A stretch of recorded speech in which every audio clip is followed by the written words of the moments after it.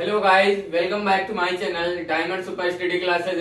और जैसा कि आप लोग ये सोच रहे होंगे कि मेरी फेस वीडियो नहीं आ रही है, हालांकि कल मैंने आप लोगों को मोटिवेशनल एक वीडियो डाली थी शॉर्ट्स की, तो आप लोगों ने देखा होगा। ओके, और आई होप आप लोगों ने उससे काफी ज्यादा आप लोगों ने शिक्षा भी प्राप्त की होगी। तो जैसा कि आज की जो वीडियो बन रही है, थोड़ा सा इसमें क्लियरिटी कम है, लेकिन आप लोगों को पढ़ने की मतलब आप लोगों को पढ़ने से मतलब है, आप लोगों को क्लियरिटी से मतलब नहीं है। क्योंकि आप लोग जानते होंगे कि पढ़ाई तो वो भी करते थे जो कहाँ पे रहते थे, जो मतलब कि जमीन पे बैठ के पढ़ते थे या फिर छपरे के नीचे बैठ के पढ़ते थे। आप लोग जानते होंगे कि हम लोगों ने भी छपरे के नीचे बैठ के पढ़ा है। ठीक है, तो जैसा कि यहाँ पर कोई मायने नहीं रखता है कि कैसे पढ़ाया जा रहा है, ओनली सिर्फ यहाँ पे आपको परफॉर्मेंस का मायने रखता है कि कितनी जल्दी आप सीख पाते हैं और कितनी जल्दी आप लोग सारी चीजें समझ पाते हैं। ओके, तो चलिए हम चलते हैं। और जैसा कि ग्रामर की जो क्लास चल रही थी, क्लास 10 की, वो काफी लेट हो गई। और मैंने बताया था उसमें आप लोगों की 2 क्लास मैंने ग्रामर की आपको दिया था। और उसके बाद मैंने आप लोगों से कहा था कि जो आपकी जो सेंटेंस की जो वीडियो है, आप जाके उनको देखिएगा जाके, और उसके आगे मैं जहां तक पढ़ाया हूँ वहां से उसी के आगे मैं स्टार्ट करूंगा। तो चलिए मैं आगे आज चलता हूँ और उन्हीं के आगे जो सेंटेंस के पार्ट थे, सेंटेंस के पार्ट के बारे में आप लोगों को बताते हैं। तो जैसा कि पीछे आप लोग देख रहे होंगे टेबल जो बनी हुई है, और काफी अच्छी टेबल बनी हुई है। गड़बड़ हो गई है, क्यों गड़बड़ हो गई? क्योंकि ये थोड़ा सा लाइटिंग गड़बड़ है और ये डायरेक्टली मैंने खींचा है। ठीक, तो इसको आप लोग ज्यादा मायने न रखिएगा। यहाँ पे मैंने सब्जेक्ट प्रीडिकेट की टेबल बनाई है, और मैंने सब्जेक्ट जो सेंटेंस था उसके 2 पार्ट बताए थे। ठीक है, और उसी की ये टेबल बनी है। इसी के आगे थोड़ा सा और अभी बढ़ेंगे सेंटेंस में। ठीक है, तो जैसा कि यहाँ पर सेंटेंस में सबसे पहला सब्जेक्ट है, और सब्जेक्ट के जो भाग बताए थे कि डिटर्मिनर होता है, क्वालिफायर होता है, मेन वर्ड होता है, एडजेक्टिव फ्रेज होता है, प्रीडिकेट, है ना। ये तो अलग है, इससे नहीं मतलब है। ये इतने भाग होते हैं किसके? ये आपके सब्जेक्ट के भाग होते हैं। ठीक, अब यहाँ पे आपका एक सेंटेंस लिखा हुआ है, और इस सेंटेंस के जरिए समझना है क्या कौन सी चीज है। तो यहाँ पर सबसे पहले हम मेन वर्ड, जो हमारा हेड वर्ड होता है, इसको हेड वर्ड भी कहते हैं, जो नाउन होता है उसको हम पकड़ेंगे। ठीक, जो हमारा कर्ता होता है। तो यहाँ पे ये हमारा जो मेन है, ये मेन वर्ड है। ठीक, लेडी। ठीक, और उसके पहले आपको अगर कोई एडजेक्टिव की चीज दी गई है तो वो आपका क्वालिफायर हो जाएगा। क्लियर है ना? एडजेक्टिव ओल्ड दिया गया, क्वालिफायर हो गया। फिर उसके पहले अगर कोई चीज आपको दी गई है तो वो आपकी डिटर्मिनर कहलाएगी। बात समझ गए? ये आपका निश्चित कर देता है डिटर्मिनर जब भी लग जाता है।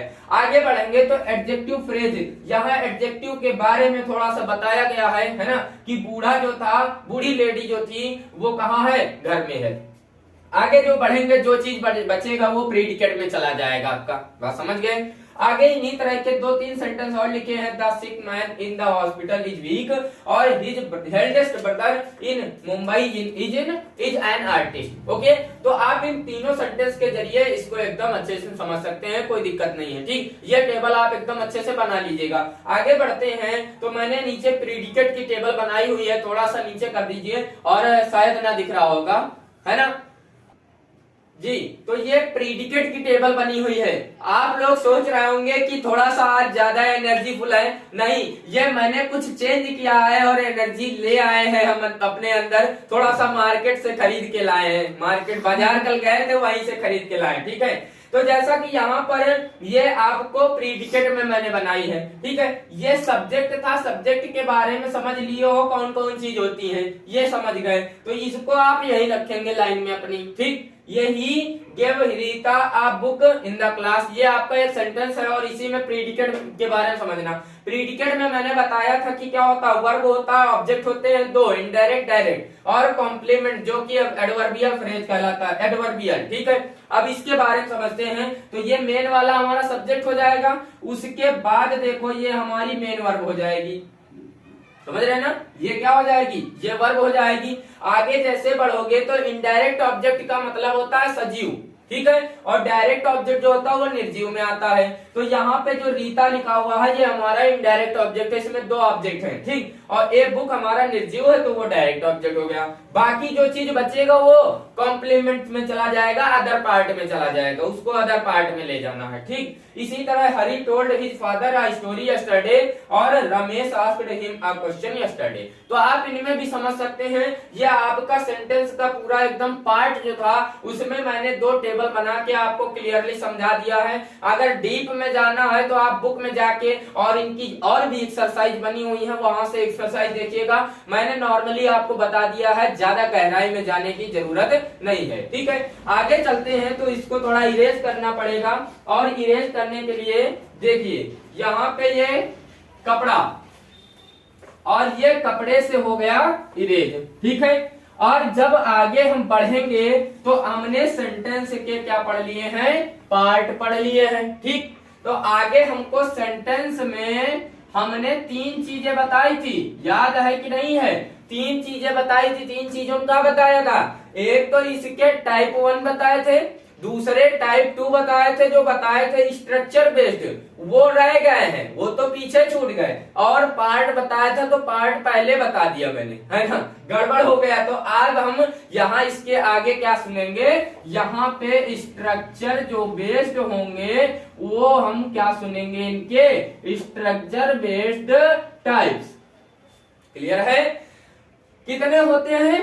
3 होते हैं। कितने होते हैं? 3 बताया था मैंने। सबसे पहला बताया था आपको हमने क्या, सिंपल सेंटेंस। ओके, सबसे पहला आपका सिंपल सेंटेंस। ठीक है, और दूसरा हमने बताया था कॉम्प्लेक्स सेंटेंस। कौन सा?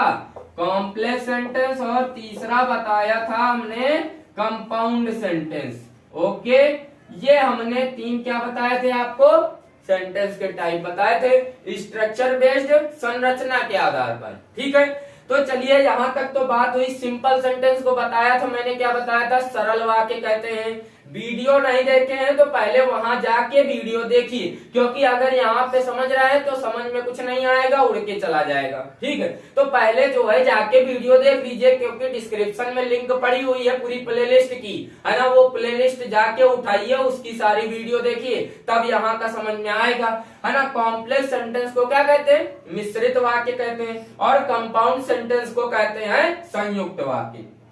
ठीक है, चलिए आगे बढ़ते हैं और थोड़ा सा और समझते हैं कि ये होते क्या हैं। और याद होगा आपको, हमने आपको बताया था, क्या बताया था आपको, हमने फाइनाइट वर्ब के बारे में बताया था। याद आया? नहीं याद आया? हम याद दिला रहे हैं आपको। मैंने फाइनाइट वर्ब के बारे में याद दिला, मतलब बताया था, और बहुत ही बढ़िया से बताया था। और हमने कहा था जिसको नोट्स चाहिए वो मुझको मैसेज कर सकता, नंबर भी दे दिया था मैंने। और मैंने कहा था मैं वहीं से आपको वहीं व्हाट्सएप करके नोट्स दे दूंगा। तो कुछ लोगों ने मुझको व्हाट्सएप किया भी था। तो सिंपल सेंटेंस मतलब सरल, एकदम सरल, है ना। तो सरल मतलब यहाँ पर हमने एक चीज बताया था, फाइनाइट वर्ब। क्या बताया था? Finite verb. और इसको हमने बताया था कि क्या कहते हैं, मेन वर्ब। ठीक, इसको हम मेन वर्ब भी कहते हैं। तो ऐसा वाक्य जिसमें केवल एक फाइनाइट वर्ब, या इसको मेन वर्ब भी कहते हैं, होती है, उसे सिंपल सेंटेंस कहते हैं। क्लियर हुआ?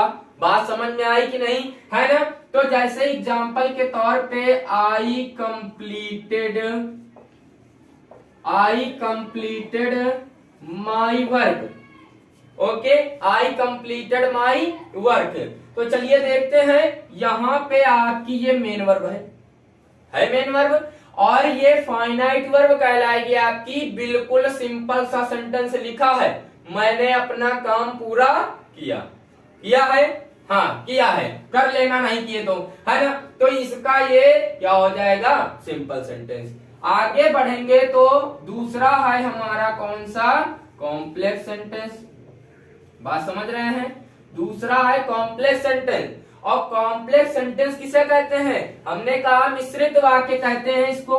बताओ, मिश्रित वाक्य कहते हैं ना। तो मिश्रित कौन सी चीज होती है? मिश्रित, मिक्स होगी कोई चीज। हमको लगता है यहाँ 2 चीज या 3 चीज कोई ना कोई मिक्स होंगी, तभी तो मिश्रित बनेगा, या है ना। तो यहाँ पर इसका मतलब होगा, तो इसका यहाँ पर अगर समझना है तो सबसे पहले हमको दो चीज समझनी पड़ेगी।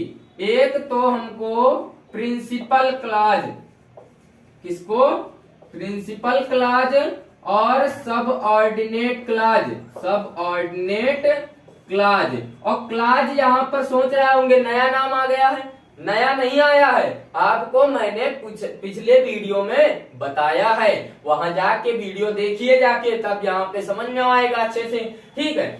तो ऐसा वाक्य जिसमें एक प्रिंसिपल क्लॉज और कम से कम एक सबऑर्डिनेट क्लॉज अगर उपस्थित होती है तो उसे हम कॉम्प्लेक्स सेंटेंस कहते हैं। ओके, ठीक है। अब देखिए यहाँ प्रिंसिपल क्लॉज को हम कहते हैं मुख्य उपवाक्य। क्या कहते हैं? मुख्य उपवाक्य। और इसको हम कहते हैं, देखिए, आश्रित उपवाक्य, आश्रित उपवाक्य। और जैसा कि मैंने यहाँ पर जो है वीडियो जो मैं डालता हूँ तो एक देखा मैंने कि काफी बच्चे हैं जो मुझसे पढ़ते हैं बच्चे, तो वो मेरी वीडियोस को शेयर भी करते हैं, तो वो बहुत बहुत उसके लिए आप लोगों को धन्यवाद मैं करता हूँ। और जो भी मुझसे बच्चे पढ़ते हैं मेरी क्लास में या मेरे कॉलेज में, ऐसे मेरे टच में जो बच्चे हैं वो पढ़ते हैं, तो मैं उनसे भी ये गुजारिश करना चाहूंगा, हालांकि भेजते हैं तो हैं, लेकिन आप अपने एक को भेजिए। कितने? आप अपने एक को भेज देंगे तो इतने लोग हो तो आप सोचिए कितना, आप काउंट कर लीजिए कितना ज्यादा हो जाएगा, ठीक है। तो ऐसे ही थोड़ा सा आप लोग सपोर्ट मारिए, आप लोगों को धीरे धीरे करके आप लोगों को और ऊपर हम निकाल ले जाएंगे, कोई दिक्कत नहीं होगी, ठीक है। तो यहाँ पर प्रिंसिपल क्लॉज और कम से कम एक सबऑर्डिनेट क्लॉज होगी, ठीक। दो चीज हो गई, मिक्स्ड हो गया, मिश्रित बन गया ना। अब प्रिंसिपल क्लॉज समझते हैं क्या चीज होती है। तो प्रिंसिपल आपको मतलब पता होगा, कॉलेज में सबके प्रिंसिपल होते हैं जो प्रधानाचार्य कहलाते हैं ना। हम इनको मुख्य कह सकते हैं, मेन कह सकते हैं कि नहीं कह सकते हैं? कह सकते हैं। तो इसका मतलब जो मुख्य होता है वो किसी पे डिपेंड नहीं होता है, ठीक है। तो उसे कहेंगे प्रिंसिपल क्लॉज। किसे कहेंगे? ऐसी उपवाक्य जो अपना अर्थ स्वयं प्रकट करे, अपना अर्थ स्वयं प्रकट करे, उसे हम प्रिंसिपल क्लॉज कहते हैं। क्लियर हो गया? आगे जैसे बढ़ेंगे तो आश्रित उपवाक्य को समझेंगे। आश्रित का मतलब गुरुजी ने हिंदी वाले बताया होगा आपको, क्या बताया होगा? निर्भर बताया होगा। बताया है कि नहीं बताया है? निर्भर मतलब डिपेंड, है ना। तो ऐसी उपवाक्य जो अपना अर्थ प्रकट करने के लिए मुख्य पर, किस पर? प्रिंसिपल पर निर्भर हो। समझ गए? तो बस उसे ही क्या कहेंगे हम? आश्रित उपवाक्य कहेंगे। इतना समझ में आ गया कि नहीं आ गया? अब आपको एग्जाम्पल के बेस्ड पे समझाते हैं। तो समझ रहे हो कि नहीं? एग्जाम्पल के बेस्ड पे समझाने के लिए थोड़ा सा रुकना पड़ेगा। ओके, तो आगे बढ़ेंगे अभी। हाँ, तो चलिए आपको एग्जाम्पल बताते हैं, थोड़ा सा रुकना पड़ गया, ठीक है। आप कहाँ रुके, हम रुके, ठीक है, क्योंकि वीडियो पुश किया गया था। देखिए यहाँ पर इसका एग्जाम्पल हमें लगता है दिख रहा होगा, बिल्कुल दिख रहा होगा। तो इफ यू, देखिए, if you work hard, comma, if you work hard तो you will succeed, you will succeed, ठीक है। If you work hard, comma, you will succeed, ठीक। तो अब यहाँ पर थोड़ा सा समझ लेते हैं। इफ यू वर्क हार्ड और यहाँ कॉमा लगा है, इसका मतलब ये अलग है और वो अलग है, उनका एरिया अलग है, इनका एरिया अलग है, ठीक। तो यहाँ इफ यू वर्क हार्ड, यदि तुम कठिन परिश्रम करोगे, ठीक, तो यू विल सक्सीड। अब कठिन परिश्रम करना तुम्हारा डिपेंड है, डिपेंड किस पे है? सक्सेस पाने पे डिपेंड है ना। तो यहाँ पर ये हो जाएगा एसओसी। कौन सा हो जाएगा?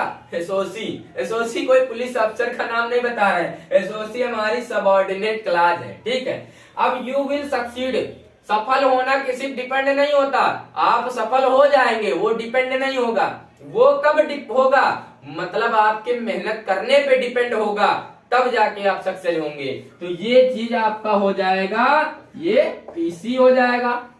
पीसी मतलब प्रिंसिपल क्लास हो जाएगा। क्लियर हो गया? ये दो आपके सेंटेंस बिल्कुल अच्छे समझ में आ गए होंगे। ठीक है, और थोड़ा सा आप लोग माइंड को कंसंट्रेट करके बनाए रखिएगा, क्योंकि मैं बताया करता हूं आप लोगों से कि आप अपने माइंड को कंसंट्रेट करिए। और यहाँ पे तो मान लीजिए कोई ज्यादा है नहीं, तो मैं ये नहीं कह सकता हूँ, क्योंकि मेरे दो रूल होते हैं। पहला तो मेरा ये है कि आप शोर न मचाइए क्लास में, ठीक है, तो यहाँ शोर मचाने वाला तो कोई है ही नहीं। ठीक है, दूसरा ये होता है कि आप माइंड को कंसंट्रेट करिए। बात समझ गए कि नहीं? माइंड को कंसंट्रेट करेंगे तो ये चीजें बिल्कुल अच्छे से समझ में आ जाएंगी।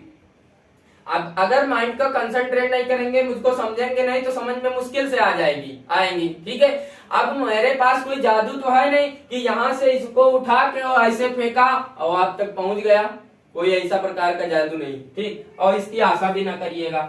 बात समझ रहे हो कि नहीं? हाँ, चलिए आगे बढ़ते हैं। तो आगे हमारा जो अगला कौन सा बच्चा है बताइए?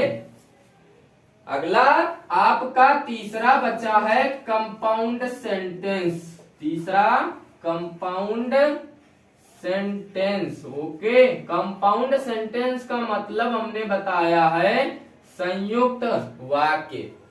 ठीक है, तो संयुक्त वाक्य देख लीजिए क्या होता है। जब दो समान पदीय वाक्य है ना, जो मतलब कि समान पद वाले हों। कैसे हों? दो समान पदीय वाक्य जब किसी न किसी कोऑर्डिनेटिंग कंजंक्शन से जुड़े हों। कोऑर्डिनेटिंग कंजंक्शन से जुड़े हों तो उसे हम कंपाउंड सेंटेंस कहते हैं। ऐसे दो मतलब कि ऐसे दो समान पदीय वाक्य है ना, जो किसी ना किसी कोऑर्डिनेटिंग कंजंक्शन से जुड़े हों, उसे कंपाउंड सेंटेंस कहते हैं, संयुक्त वाक्य कहते हैं। क्लियर हो गया ना? एकदम क्लियर हो गया है। क्लियर नहीं होगा अभी, क्योंकि ये चीज जो है आपके माइंड में थोड़ा सा खुजली कर रही होगी। क्यों? क्योंकि कंजंक्शन आप तो पढ़े नहीं है। लेकिन आप थोड़ा टेंशन न लीजिए, आपको अभी अगला टॉपिक जब पार्ट्स ऑफ स्पीच पढ़ाएंगे तो धीरे धीरे करके कंजंक्शन भी बताएंगे, तो ये सारा चीज बिल्कुल अच्छे समझ में आ जाएगा। बात समझ रहे हैं कि नहीं? क्योंकि यहाँ पे थोड़ा सा नॉर्मली हम लोग पढ़ रहे हैं। ठीक है, तो यहाँ पे एग्जाम्पल बता देते हैं। तो he work hard, he work hard yet he failed। हाँ, देखिए क्या हो गया। he work hard, उसने कठिन परिश्रम किया, yet he failed, फिर भी वो क्या हो गया? विफल हो गया। अब आप सोचेंगे, आप कहेंगे ये तो कठिन परिश्रम किए लेकिन फेल कैसे हो गए? अरे भैया, ये कठिन परिश्रम करने में ये है कौन? ही है ना, मतलब लड़के हैं। थोड़ा बहुत गड़बड़ किए हैं, ये कठिन परिश्रम तो किए हैं, लेकिन कंसंट्रेशन बना के कठिन परिश्रम नहीं किए हैं। ये जानते हो क्या किए हैं? ये थोड़ा खेत में जाके फावड़ा लेके और खूब मेहनत किए हैं, वो है इनकी कठिन परिश्रम। ठीक है, यही लिए क्या हो गए हैं? फेल हो गए हैं। समझ रहे हो कि नहीं? आपका ये सेंटेंस जो चैप्टर था बिल्कुल कंप्लीट। ठीक है, इसके आगे जब हम बढ़ेंगे तो आपको हम पार्ट्स ऑफ स्पीच पढ़ाएंगे। जहां तक के जितनी भी वीडियो बनी हुई है, 5 से 6 वीडियो, आप जाके प्रॉपर कीप वॉच करिए। और ये सेकंड पेपर का आपका चलता रहेगा, और बोर्ड पेपर के पहले पहले मैं आपका एकदम फिनिश कर दूंगा सिलेबस, कोई टेंशन नहीं होगी। और अगर जल्दी सिलेबस खत्म हो गया तो हो सकता है रिवीजन भी चले जाए। ठीक है, तो रिवीजन चल जाएगा तो बहुत बड़ी बात हो जाएगी। तो आप लोग जैसा कि यहाँ पे ये सेकंड पेपर का तो चल रहा है, इसकी प्लेलिस्ट आपको मिलती है नीचे। ठीक है, लेकिन जो क्लास स्कूल की जो आपकी जो फर्स्ट पेपर का नया सिलेबस आया है, वो नया सिलेबस जो मैं आपको पढ़ा रहा हूं, इस वक्त मैं उनके नोट्स दे रहा हूं आपको, है ना, वीडियो के माध्यम से मैं आपको नोट्स देता हूं। तो वो जाके आप उनको देखिए और नोट्स बिल्कुल अच्छे से बनाइए। बात समझ रहे हैं? क्योंकि आप नोट्स बना लेंगे तो वो आपको आगे के लिए फायदा कर जाएगा। ठीक, और इसी तरह धीरे धीरे करके आप लोगों का सिलेबस एंड हो जाएगा। ओके, सो आज मैंने जो ये वीडियो बनाई है थोड़ा सा हम मतलब थोड़ा सा चेहरा या ऐसे कम दिख रहा होगा, गड़बड़ दिख रहा होगा, लेकिन मैं समझ सकता हूँ आप लोगों ने समझा होगा मुझको और इतनी देर तक मेरे वीडियो में रुके होंगे। तो जैसा कि अगर आप लोगों ने मेरा इतना ज्यादा सपोर्ट किया है तो थोड़ा सा आगे और सपोर्ट करते रहिए। धीरे धीरे करके मतलब मोबाइल आया है और धीरे धीरे करके लाइट की व्यवस्था भी हो जाएगी, है ना। तो क्योंकि जानते हैं कोई टॉप पे एकदम से नहीं पहुंच जाता है, धीरे धीरे करके एक एक सीढ़ी चढ़ता है। ओके, और जैसा कि अगर आप लोगों को ये वीडियो पसंद आई है तो प्लीज कमेंट करके जरूर बताइएगा आपको कैसी लगी है, और कहीं भी कोई पोर्शन समझ में नहीं आया है तो बताइएगा, उसको मैं नेक्स्ट वीडियो में रिवाइज कर दूंगा, बता दूंगा आपको। ओके, और वीडियो को हो सकता है लाइक तो कर दिए होंगे,